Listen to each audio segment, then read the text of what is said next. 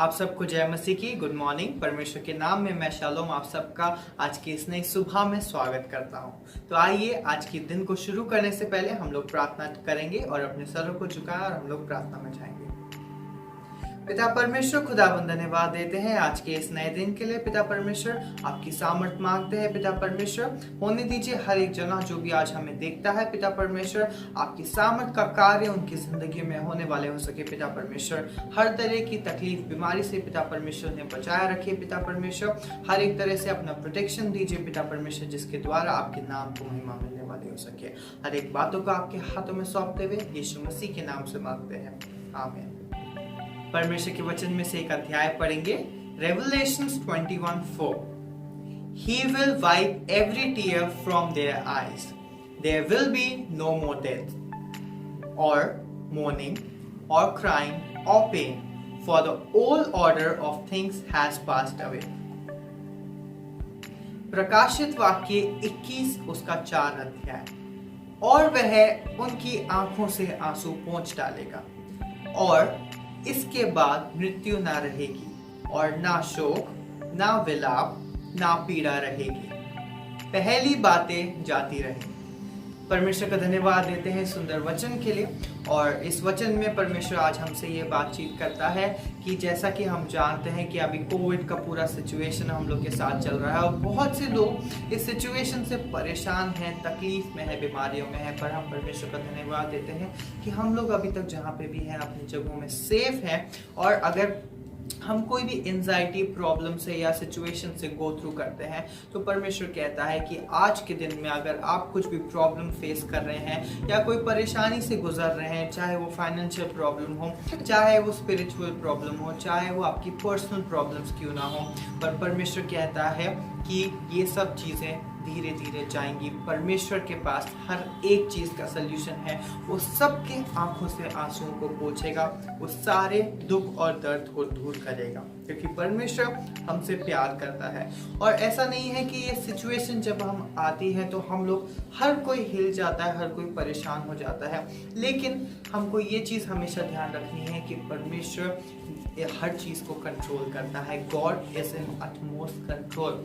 हर एक चीज जो कुछ भी होती है वो परमेश्वर के हाथ में है। परमेश्वर हमको जानता है, वो हमसे प्यार करता है। इसलिए जब भी ऐसी प्रॉब्लम सिचुएशंस आती हैं हमें थोड़ी सी तकलीफ जरूर हो सकती है, क्योंकि परमेश्वर हमको ऊपर इतनी ही तकलीफ आने देता है जितनी हम सहन कर सकते हैं, लेकिन उसके बाद वो कहता है कि मैं हर एक आंखों से आंसू पोंछूंगा और जितनी भी पुरानी जो चीज़ें हैं वो सब चली जाएंगी और परमेश्वर उसको एक नई कर देगा, एक नई जिंदगी और एक नई लाइफ हमको देगा, ताकि हम लोग परमेश्वर के साथ जुड़ के और उसके साथ रह के और ज़्यादा अपने जीवन में बढ़ते रहे। जब भी ऐसी सिचुएशन आती है एक हम लोग के लिए टेस्ट होता है, हमें जांचने के लिए, परखने के लिए कि हम अपने फेथ में कितना स्ट्रांग है, कितना हम परमेश्वर को उस समय में भी धन्यवाद देते हैं। क्योंकि जब ऐसे प्रॉब्लम से हम गुजरते हैं तो बहुत तकलीफ, बहुत पेन होता है, बट उस समय में भी जब हम परमेश्वर से प्रार्थना में बने रहते हैं, परमेश्वर के साथ बने रहते हैं और जब उस सिचुएशन से निकलते हैं तो हमारे अंदर जो स्ट्रेंथ है वो डबल हो जाती है, जो परमेश्वर के लिए लगन है वो डबल हो जाती है, जो हम लोग कार्य करते हैं, जो बोलना चाहिए हम एक एंटीबॉडी बन जाते हैं। उसके बाद जो और तकलीफ आने वाली होती है उससे फाइट करने के लिए हम और ज़्यादा स्ट्रॉन्ग हो जाते हैं। तो परमेश्वर आप सबको आशीष दे। आइए वचन की ओर बढ़ते हैं और वचन में जाने से पहले हम उस सुंदर गीत को सुनेंगे।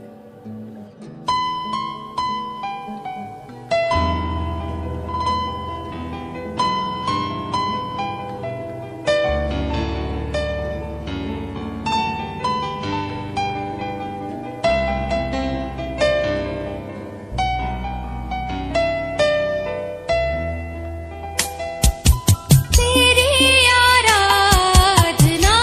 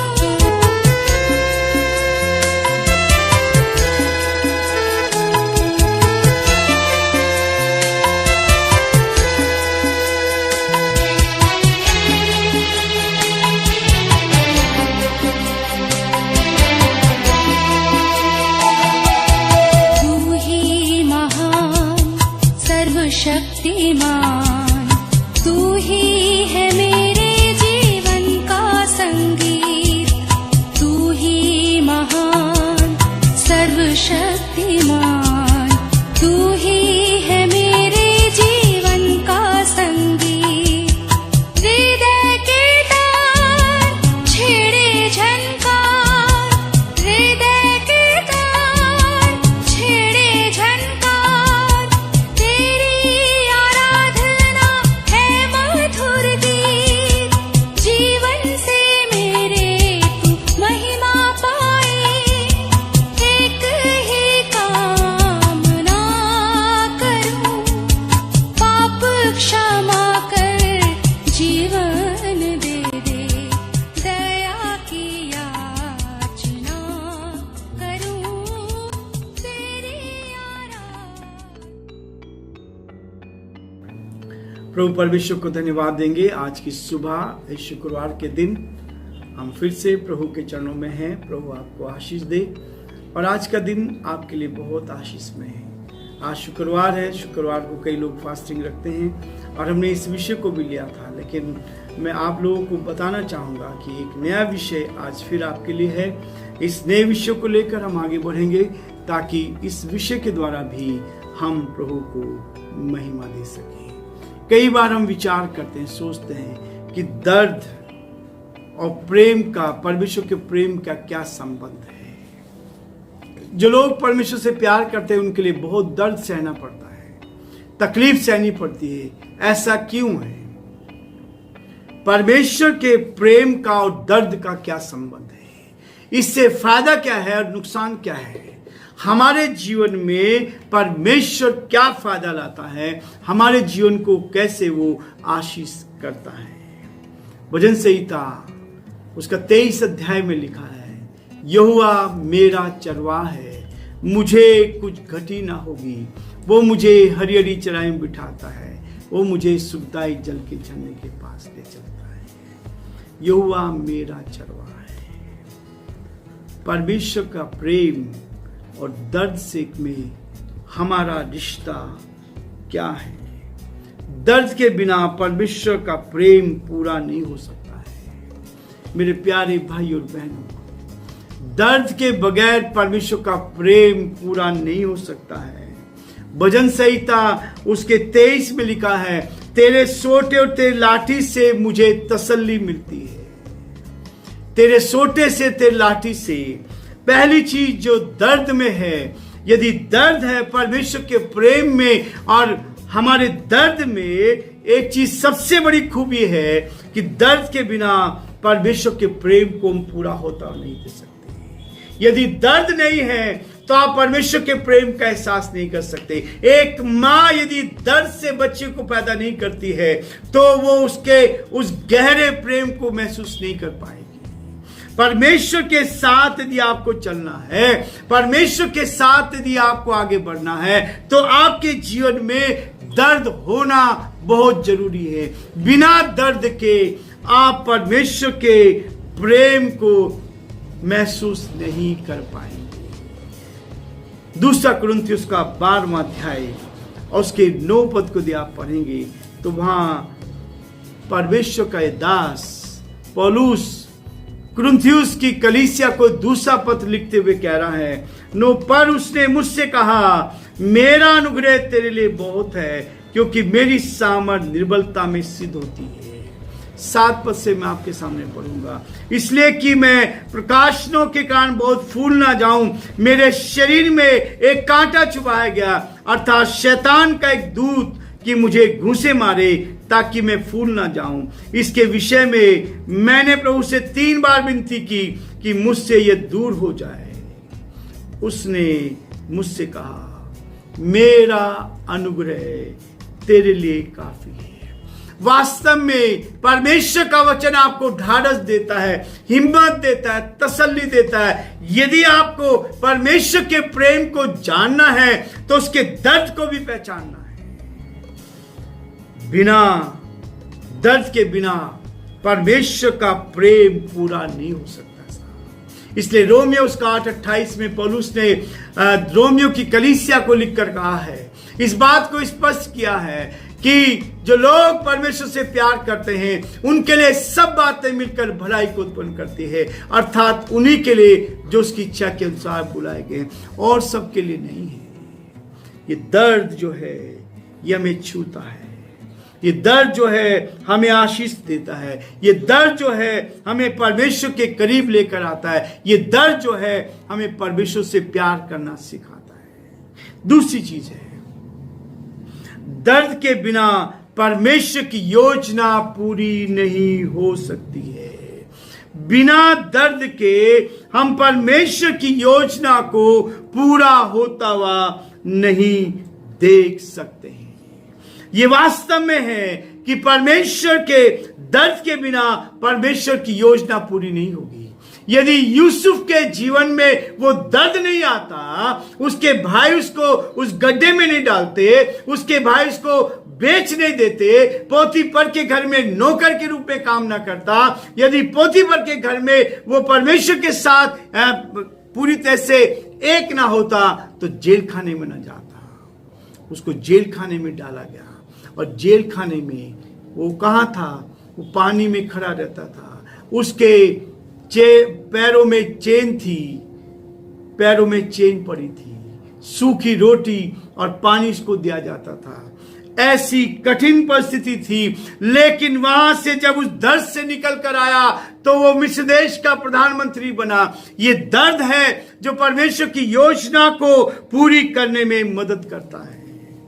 जब आप परमेश्वर के साथ रिश्ता बनाते हैं, मत्ती उसका 10 अध्याय और उसके 38 पद को यदि आप देखेंगे तो यहां पर कहता है, और जो अपना क्रूस लेकर मेरे पीछे ना चले वो मेरे योग्य नहीं है। यीशु मसीह ने कहा, जो अपना क्रूस लेकर मेरे पीछे ना चले वो मेरे योग्य नहीं है। अपना क्रूस उठाना है, उस दर्द को लेकर चलना है। परमेश्वर मुझे और आपको उस दर्द में से आगे लेकर जाना चाहता है, ताकि हम प्रभु के लिए एक बड़े काम को करें। अय्यूब का जीवन यदि आपने पढ़ा है, परमेश्वर इस जीवन के द्वारा भी हमें आशीष देना चाहता है। अय्यूब का जीवन एक ऐसा अद्भुत जीवन रहा है जो वास्तव में परमेश्वर के साथ चलता था। एक पद से मैं पढ़ूंगा आपके सामने। अय्यूब उसका पहला अध्याय। ऊर देश में अय्यूब नाम एक व्यक्ति था। वह खरा और सीधा था, परमेश्वर का भय मानता और बुराई से दूर रहता था। उसके 7 बेटे और 3 बेटियां उत्पन्न हुई। उसके 7000 भेड़ बकरियां और 3000 ऊंट, 500 जोड़ी बैल, 500 गधियां और बहुत से दास दासियां थी। वरन उसके पास इतनी संपत्ति थी कि पूर्वी देशों के लोगों में वह सबसे बड़ा था। परमेश्वर की उत्तम आशीष हमें मिलती है, लेकिन एक ही दिन में सब कुछ समाप्त होता चला गया। सब कुछ समाप्त हो गया। वो चीज जो उसके जीवन में थी, वो संसारिक चीजें, उसके बेटे बेटियां समाप्त हो गई, उसका भेड़ बकरियां चली गई, उसकी धन संपत्ति चली गई। आज वो अकेला बच गया है। क्या कारण था उसके अंदर? क्या कारण था? क्या गुनाह उसने किया था? यहां तो लिखा है वो तो खरा था, वो तो सीधा था, परमेश्वर का भय मानता था, बुराई से दूर रहता था। उसके बावजूद भी पहाड़ जैसी समस्या उसके सामने आ गई। उसके बावजूद भी वो उस बड़ी समस्या में फंस गया। सब लोग छोड़कर चले गए, बच्चों ने छोड़ दिया, उनकी डेथ हो गई, धन संपत्ति चली गई। आज अय्यूब अकेला है। 2 अध्याय उसके 10 पद में उसकी पत्नी ने भी उससे कहा, क्या कहा? उसने उससे कहा, तू एक मूढ़ स्त्री की सी बातें करती है। क्या हम जो परमेश्वर के हाथ से सुख लेते हैं दुख ना ले? इन सब बातों में भी अय्यूब ने अपने मुंह से कोई पाप नहीं किया था। उसकी पत्नी ने उसको सुखाया, लेकिन अय्यूब कहता है कि क्या हम परमेश्वर से सुख लेते नहीं, दुख ना ले? दुख और सुख दोनों जीवन के साथी हैं। समस्याएं आना जरूरी है। इन समस्याओं पर जीत पाकर आपको ऊंचाई पर जाना बहुत जरूरी है। परमेश्वर आपके जीवन में आशीष देना चाहता है। तीसरी चीज क्या है? दर्द हमारे जीवन को दिशा देता है। दर्द जो है हमारे जीवन को दिशा देता है।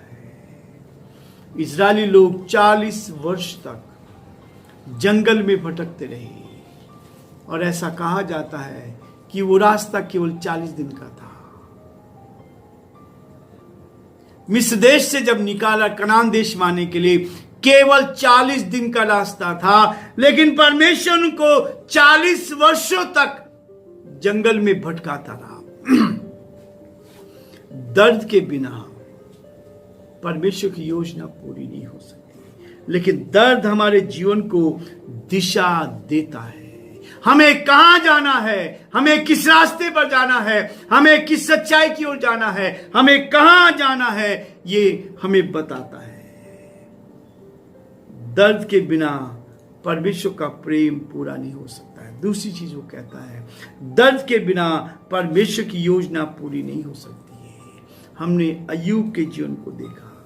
तीसरी चीज कहता है, दर्द हमारे जीवन को दिशा देता है। दर्द हमारे जीवन को दिशा देता है। हमें किस ओर जाना है। इजरायलियों को 40 वर्ष लगे, 40 वर्ष लगे। चौथी चीज जो हमारे जीवन में परमेश्वर लेकर आता है, दर्द जो है हमारा जीवन आशीषित होता है। दर्द से हमारा आत्मिक जीवन आशीषित होता है। यदि दर्द आपके जीवन में है तो उससे आशीष मिलेगी। एक उदाहरण जो मैं आपको बता रहा था, आपके सामने इस बात को बताना चाहूंगा। प्रसव पीड़ा सहने पर परमेश्वर स्त्री को आशीष देता है। जब एक स्त्री बच्चा जन्म देती है तो उसको दूसरा जन्म मिलता है। उसको दर्द में से होकर जाना पड़ता है, उसको परेशानी में से होकर जाना पड़ता है, उसको कठिनाई में से होकर जाना पड़ता है, तब उसको आशीष मिलती है। और वचन में लिखा है कि परमेश्वर ने स्त्री को इस बात के लिए कहा है, प्रसव पीड़ा सहने पर परमेश्वर स्त्री को आशीष देता है। दूसरा कुरिन्थियों उसका 11वां अध्याय उसके 23 से लेकर और 27 पद तक यदि आप पढ़ेंगे, 23 से लेकर 27 पद तक पौलुस के जीवन की वो कहानी जो दर्द उसका था, जिस दर्द की बात वो करता है। 23 पद में कहता है, क्या वही मसीह के सेवक है? मैं पागल के समान कहता हूं, मैं उनसे बढ़कर हूं। अधिक परिश्रम करने में, बार बार कैद होने में, कोड़े खाने में, बार बार मृत्यु के जोखिम में, 5 बार मैंने यहूदियों के हाथ से 39 कोड़े खाए, 3 बार मैंने बेंतें खाई, 1 बार मुझ पर पथराव किया गया, 3 बार जहाज जिस पर मैं चढ़ा था टूट गया, 1 रात दिन मैंने समुद्र में काटा। मैं बार बार यात्राओं में, नदियों के जोखिम में, डाकुओं के जोखिम में, अपने जाति भाइयों के जोखिम में, अन्य जातियों के जोखिम में, नगर के जोखिमों में, जंगल के जोखिमों में, समुद्र के जोखिमों में, झूठे भाइयों के बीच जोखिमों में, परिश्रम करने और कष्ट में, बार बार जागते रहने में, भूख प्यास में, बार बार उपवास करने में, जाड़े में, उघाड़े में और अन्य बातों को छोड़कर जिनका वर्णन मैं नहीं करता, सब कलीसिया की चिंता प्रतिदिन मुझे दबाती है। यह है पौलुस का जीवन। वो स्वर्ग में आज परमेश्वर के साथ है। इतनी यातनाएं सहने के बाद दर्द हमें आशीषित करता है। दर्द हमारे जीवन को आशीष से भर देता है। दर्द हमारे जीवन को आशीष से भर। आखिरी चीज, 5वीं चीज है, दर्द जीवन की गवाही बन जाता है। ये जो दर्द है ये जीवन की गवाही बन जाता है। जब दर्द आपके जीवन में आता है, जब परेशानी आपके जीवन में आती है, जब कठिनाई आपके जीवन में आती है, एक गवाही बन जाती है। जिस दिन आपकी मुठभेड़ परमेश्वर के साथ हुई, परमेश्वर आपके जीवन को गवाहियों से भर देता है। पौलुस के जीवन में इस गवाही को देखते हैं। वो गवाही दे रहा है, उसने कोड़े खाए, बार बार मृत्यु के जोखिम में रहा, ये उसकी गवाही बन गई। आज मेरे और आपके जीवन में भी ये गवाही तैयार है। परमेश्वर का प्रेम और दर्द का क्या रिश्ता है? ये वो रिश्ता है कि दर्द के बिना परमेश्वर को प्रेम को पूरा नहीं कर सकते हैं। दर्द के बिना हम परमेश्वर की योजना को पूरा नहीं कर सकते हैं। दर्द हमारे जीवन को दिशा देता है। चौथी बात, दर्द हमारे जीवन को आशीषित करता है, हमें आशीषों से भर देता है। और आखिरी चीज, दर्द जीवन की गवाही बन जाता है। परमेश्वर आप सबको बहुत आशीष दे। और ये दर्द हमारे लिए आशीष का, कई बार दर्द जो है हमें परमेश्वर से अलग कर देता नहीं। मेरे प्यारे भाई और बहनों, वचन में लिखा है, जो लोग परमेश्वर से प्यार करते हैं उनके लिए सब बातें मिलकर भलाई को उत्पन्न करती हैं। इस वचन को पकड़े रहिए, परमेश्वर आपको आशीष देगा।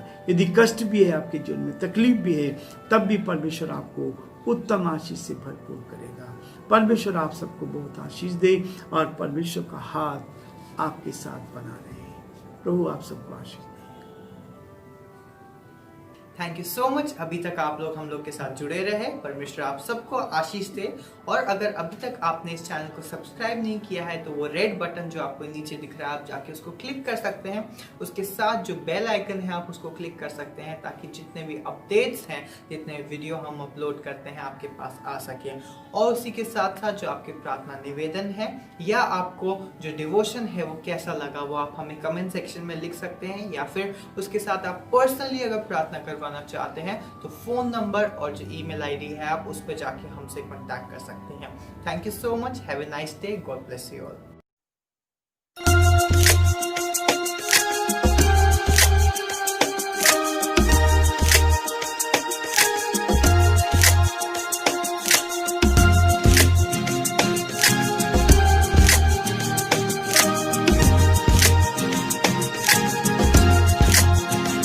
यहोवा तेरा नाम सबसे ऊंचा है।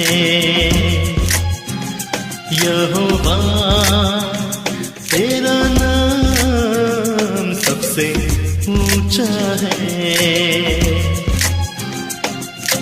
कोई भी नहीं यहाँ दूजा है। यहोवा तेरा नाम सबसे ऊंचा है।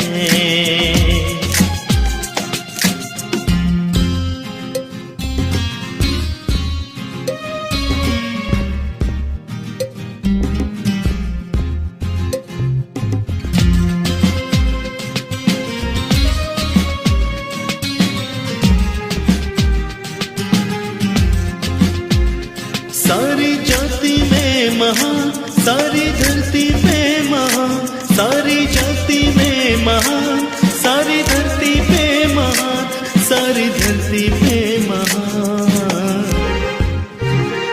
यहोवा तेरा नाम सबसे ऊंचा है। यहोवा तेरा नाम सबसे ऊंचा है।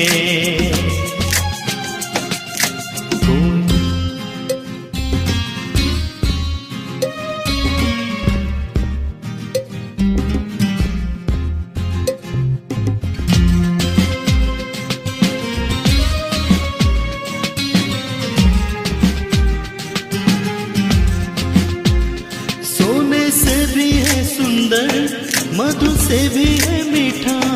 सोने से भी है सुंदर, मधु से भी है मीठा, मधु से भी है मीठा। यहोवा तेरा नाम सबसे ऊंचा है। यहोवा तेरा नाम सबसे ऊंचा है।